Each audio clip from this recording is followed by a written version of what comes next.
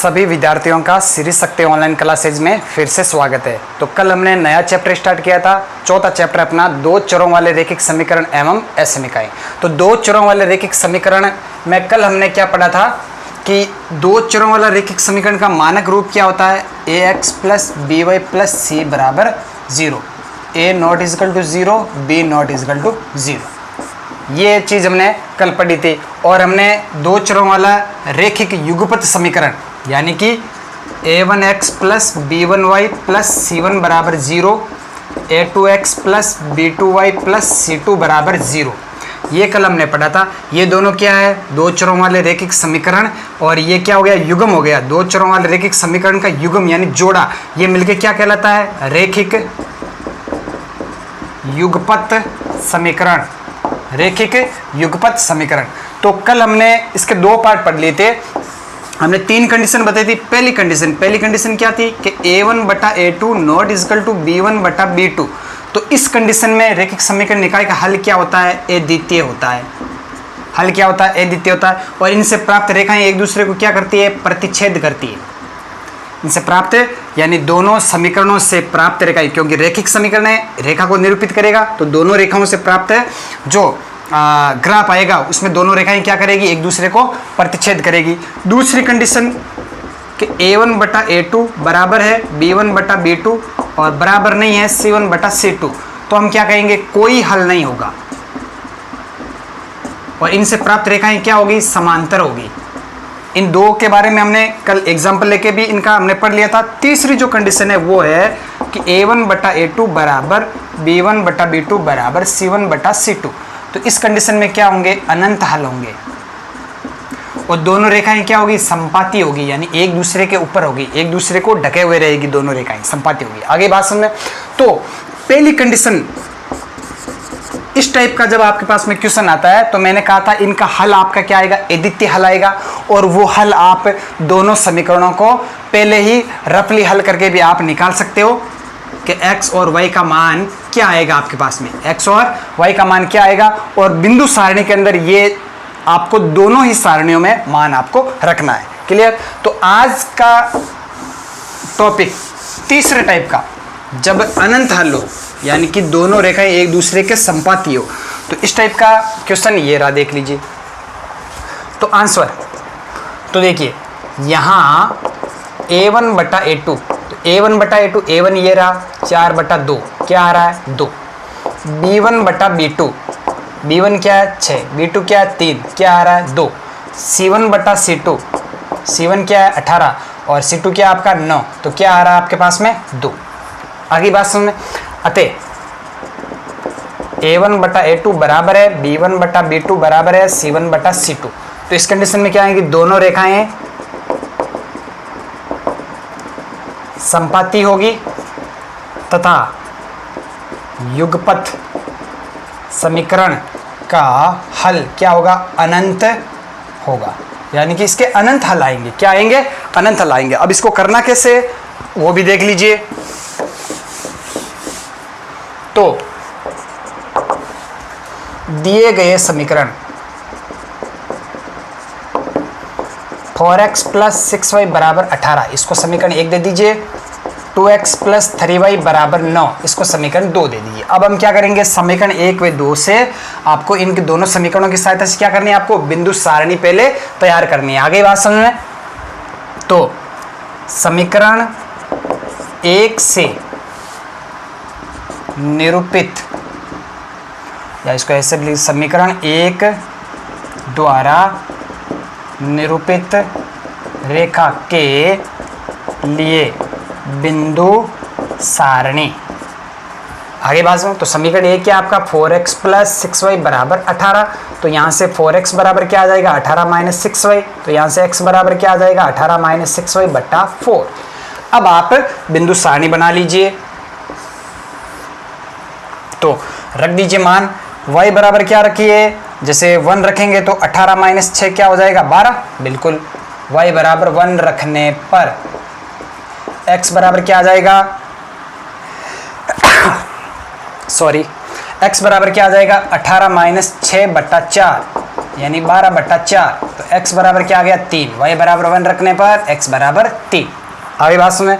अब y बराबर 2 रखने पर 18 माइनस 12 6/4। तो ये तो एक पूर्णांक नहीं आ रहा है, तो यहाँ पे y बराबर 0 रखने पर भी नहीं हो रहा है।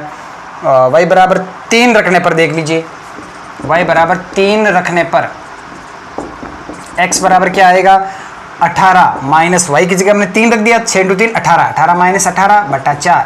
तो x बराबर क्या आ गया 0/4, यानी कि x बराबर क्या आ गया 0। y बराबर 3 रखने पर x बराबर 0। आगे बात सुन लें। अब एक और रख दीजिए, y बराबर -1 रखने पर देख लीजिए x बराबर क्या आ रहा है 18, माइनस माइनस क्या हो जाएगा प्लस 6/4, 18 से 24, 6 चौकी 24, x बराबर क्या आ रहा है 6 आ रहा है। आगे बात सुनिए, y बराबर -1 रखने पर तो बिंदु सारणी क्या हो जाएगी, ये तीनों मान रख दीजिए यहाँ पे x y। तो y बराबर 1 रखने पर x बराबर 3 आया, y बराबर 3 रखने पर आपका x बराबर 0 आया, और y बराबर -1 रखने पर x बराबर 6 आया। आगे बात सुनिए। अब समीकरण 2 द्वारा निरूपित रेखा के लिए बिंदु सारणी। तो समीकरण 2 क्या है आपका 2x + 3y बराबर 9। तो यहां से सीधा देख लीजिए x बराबर क्या आएगा 9 - 3y/2। अब आप रखते जाइए मान, y बराबर 1 रखने पर x बराबर क्या आएगा 1 रखिए। देखिए जैसे ही 1 रखेंगे 9 - 3 × 1 3, 9 - 3 6, 6/2 3, x बराबर क्या आएगा 3। आगे बात सुनिए, y बराबर 3 रखने पर x बराबर 3 रखेंगे, 3 × 3 9, 9 - 9 0, 0/2 0, x का मान क्या आ रहा 0। और y बराबर -1 रखने पर x बराबर -1 रखेंगे तो माइनस माइनस प्लस हो जाएगा, 9 3 12, 12/2 6। बिंदु सारणी, तो बिंदु सारणी क्या आ जाएगी आपकी देख लीजिए x y 1 रखा 3, 3 रखा 0, -1 रखा 6।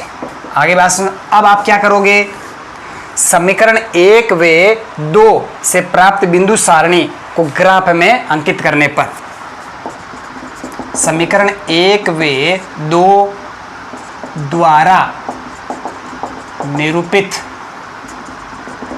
बिंदु सारणी को ग्राफ में अंकित कर रेखाएं प्राप्त करने पर, जैसे ही बिंदुओं को ग्राफ में अंकित करेंगे हमारे पास में क्या आ जाएगी, ये दोनों जो रैखिक समीकरण है इनकी आपको रेखाएं प्राप्त हो जाएगी। तो यहाँ पे कर लीजिए, ये आपका 0 मूल बिंदु 1 2 3 4 5 6, ये आपका x अक्ष 1 2 3 4 5 6, ये आपका y अक्ष। इधर क्या आएगा -1 -2 -3 -4 -5 -6, इधर क्या आएगा -1 -2 -3 -4 -5 -6। ये बिंदु आप अपनी सुविधा के अनुसार ले सकते हो। बिंदु सारणी में देख लीजिए कितने मैक्सिमम, जैसे यहाँ पे 6 है तो 6 तक रख लीजिए, 8 10 कुछ भी हो तो इनको आप आगे भी बढ़ा सकते हो। आगे बात सुनो। अब देखिए पहले समीकरण 1 द्वारा हमने बिंदु सारणी ये प्राप्त की थी, x बराबर 3 y बराबर 1, x 3 y बराबर 1, ये रहा x 0 y 3, x 0 y 3, ये बिंदु y -1 x 6, y -1 x 6, ये वाला बिंदु। तीनों बिंदुओं को मिला दीजिए, सीधी रेखा आएगी आपस में। क्या आएगी, सीधी रेखा। आगे बात में देखिए सेम टू सेम दूसरी सारणी के लिए, उसके लिए भी यही बिंदु है सेम, तो दूसरी वाली रेखा भी कौन सी होगी, इसी के ऊपर संपाती होगी। आगे बात में, तो दोनों रेखाओं के लिए हल क्या आ जाएंगे, देखिए अनंत हल आएंगे। कोई सा भी बिंदु उठा के देख लीजिए, वो दोनों रेखाओं को क्या कर रहा है, संतुष्ट कर रहा है। यानी कि इस रेखा के ऊपर स्थित आप कोई सा भी बिंदु ले लीजिए, वो यहाँ दोनों रेखाएं एक दूसरे पर संपाती है, तो दोनों रेखाओं को क्या कर रहा है, संतुष्ट कर रहा है। यानी कि इसका मतलब क्या है, इस समीकरण निकाय के हल जो है वो क्या है, अनंत हल है। आगे बात में, ये वाला बिंदु क्या हो गया 0 3, और ये वाला बिंदु क्या हो गया 3 1, और ये वाला बिंदु क्या हो गया 6 -1। आगे बात सुन में, और कौन कौन सी रेखाएं हैं, 4x + 6y = 18, और यही रेखा है कौन सी 2x + 3y = 9। आगे बात, अब फिर ये दोनों सारणी आपको ग्राफ के अंदर भी बनानी है, और लिखोगे आप क्या, अतः दोनों बिंदु सारणी से प्राप्त रेखाएं एक दूसरे के संपाती है, अतः निकाय यानी कि रेखिक युगपत समीकरण निकाय का हल क्या होगा, अनंत हल होंगे। आगे बात समझ में, यानी कि इन दोनों रेखिक समीकरणों से निरूपित रेखाएं हमने आलेख की विधि से ग्राफ पर अंकित कर दी, कैसे, बिंदु सारणी बना के, और इनको हमने चेक किया, देखा दोनों रेखाएं क्या संपाती है, संपाती है, यानी कि दोनों के जो हल आएंगे अनंत हल आएंगे, यानी कि अनंत हल है जो दोनों रेखाओं को क्या करेंगे, संतुष्ट करेंगे। तो ये है आपका तीसरा टाइप का क्वेश्चन। चलिए तो प्रश्नावली 4.1 की तरफ चलते हैं।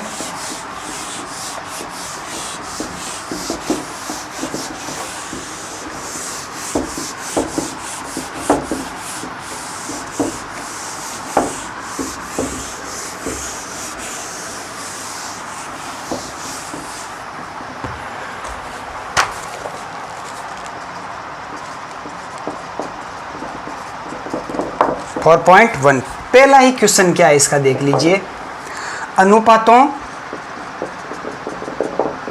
A1/A2, B1/B2 तथा C1/C2 की तुलना कर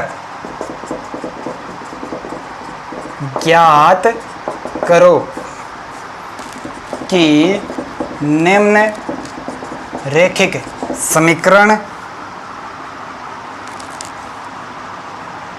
समीकरण युग्म के या समीकरण युग्म संगत है या असंगत है। पहला ही देख लीजिए इसका, क्या आपके पास में 2x - 3y = 8, 4x - 6y = 9। अब देखिए क्या कह रहा है कि रेखिक समीकरण युग्म यानी जोड़ा यानी युगपत रेखिक समीकरण ये संगत है या असंगत है। तो देखिए संगत कब होगा, यदि हल अद्वितीय या अनंत है, यानी हल होना चाहिए। यानी अगर रेखिक समीकरण युग्म का हल आ रहा है, चाहे वो अद्वितीय है चाहे अनंत है, तो हम कहेंगे वो रेखिक समीकरण युग्म क्या है, संगत है। आगे बात समझ में, असंगत कौन सा कहलाता है, यदि कोई हल नहीं है। यानी अगर समीकरण युग्म का कोई भी हल नहीं है तो हम कहेंगे कि वो रेखिक समीकरण युग्म क्या है, असंगत है। यानी इसका मतलब क्या हो गया, दो कंडीशन आती है, अब तीन कंडीशन आपने पढ़ी थी, अद्वितीय कोई हल नहीं, अनंत हल। तो अद्वितीय और अनंत हल है तो हम कहेंगे कि रेखिक समीकरण युग्म संगत है। अगर कोई हल नहीं है यानी कि दोनों रेखाएं अगर समांतर है तो हम क्या कहेंगे कि रेखिक समीकरण युग्म क्या है, असंगत है। आगे बात समझ में, तो चेक करते हैं, तो इनकी कंडीशन भी आपको बता रखी है।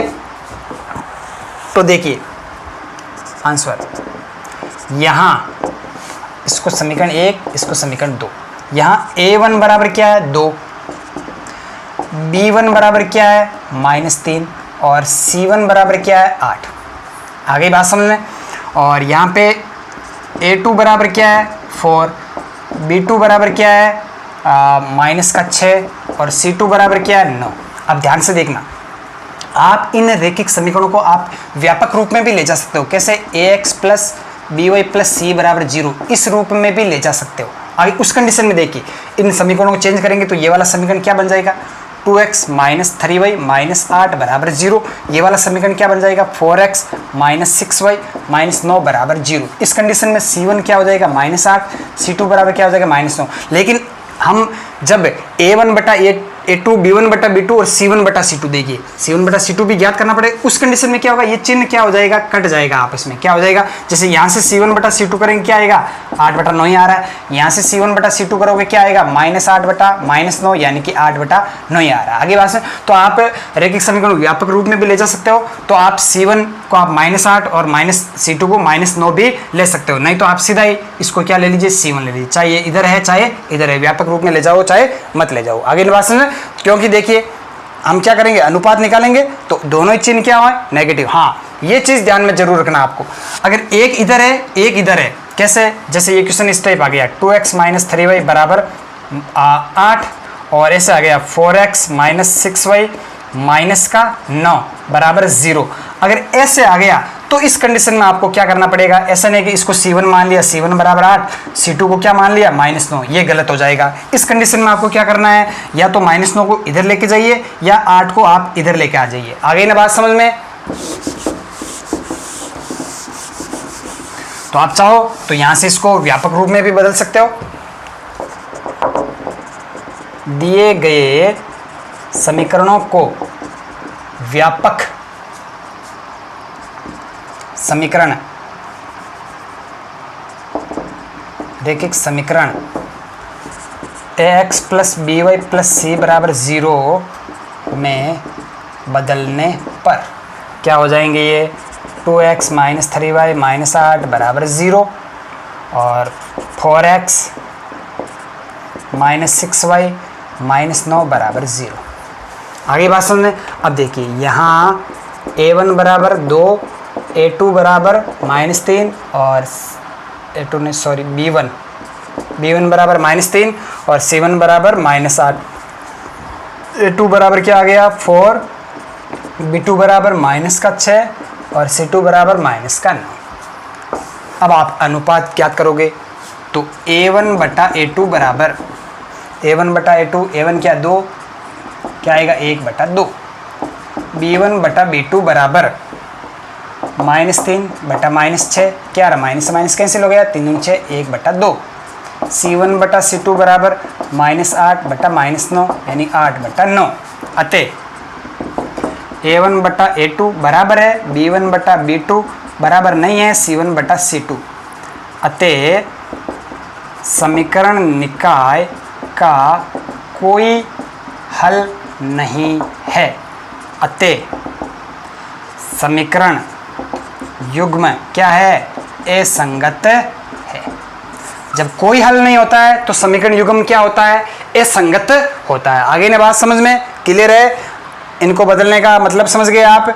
चाहे आप इन दोनों को इधर रखो, चाहे इन दोनों को आप इधर भी रख सकते हो और आप सीधा भी निकाल सकते हो। आपको सही तरीके से करना है तो आप इसको पहले व्यापक रूप में चेंज कर लीजिए, बदल दीजिए, और फिर इसके a1 a2 b1 b2 c1 c2 ये निकालिए। फिर आप इनका अनुपात निकालिए और फिर चेक कीजिए कौन सी कंडीशन आ रही है। ये कौन सी कंडीशन थी आपकी? दूसरी कंडीशन, जब दोनों रेखाएं क्या होती है? समांतर होती है। यानी इन दोनों से दोनों रैखिक समीकरणों से निरूपित रेखाएं आपकी क्या होगी? समांतर होगी। दोनों रेखाएं क्या होगी? समांतर होगी। समांतर होगी यानी इनका कोई उभयनिष्ठ हल नहीं है। कोई हल नहीं है, इसका मतलब ये जो रैखिक समीकरण युग्म है वो क्या आपका? असंगत है। आगे बात समझ में? चलिए इसका दूसरा पार्ट कर लेते हैं।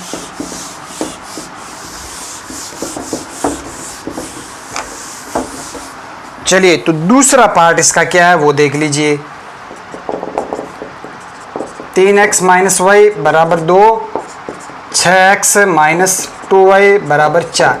अब सीधा ही निकाल रहे हैं। देखिए a1 बटा a2 बराबर क्या हो जाएगा? 3 बटा 6, क्या आ रहा है? 1 बटा 2। b1 बटा b2 क्या हो जाएगा? माइनस का 1 बटा माइनस का 2, यानी कि 1 बटा 2। और c1 बटा c2 क्या हो जाएगा? 2 बटा 4, यानी कि 1 बटा 2। यानी कि a1 बटा a2 बराबर है b1 बटा b2 बराबर है c1 बटा c2। क्या होंगे? अनंत हल होंगे। तो समीकरण निकाय क्या होगा? संगत होगा। आगे आपको पूरे प्रोसेस से करना है, जैसे हमने पहला क्वेश्चन किया था, पूरे समीकरणों को चेंज करके अनुपात निकाल के फिर बराबर निकालना, कौन सी कंडीशन आ रही है तो दूसरे का क्या हो जाएगा, संगत होगा। आगे बात समझ में। तो इसी टाइप तीसरा देख लीजिए क्या है। तीसरा क्या दे रखा है, 2x माइनस 2y बराबर 2, 4x माइनस 4y बराबर 5। देख लीजिए यहाँ पे a1 बटा a2 निकालिए, क्या आ रहा है 2 बटा 4 यानी कि 1 बटा 2। b1 बटा b2 बराबर क्या आ रहा है माइनस 2 बटा माइनस 4 यानी कि 1 बटा 2। c1 बटा c2 क्या आ रहा है 2 बटा 5। आगे बात सुनें तो देख सकते हैं आप a1 बटा a2 तो बराबर है b1 बटा b2, लेकिन बराबर नहीं है c1 बटा c2। तो क्या होगा, कोई हल नहीं होगा समीकरण निकाय का, कोई हल नहीं। कोई हल नहीं इसका मतलब क्या हो गया, समीकरण निकाय असंगत हो गया। तो तीसरे का आंसर क्या हो जाएगा, समीकरण निकाय क्या है, असंगत है। आगे बात समझ में। चौथा पार्ट भी देख लीजिए इसका।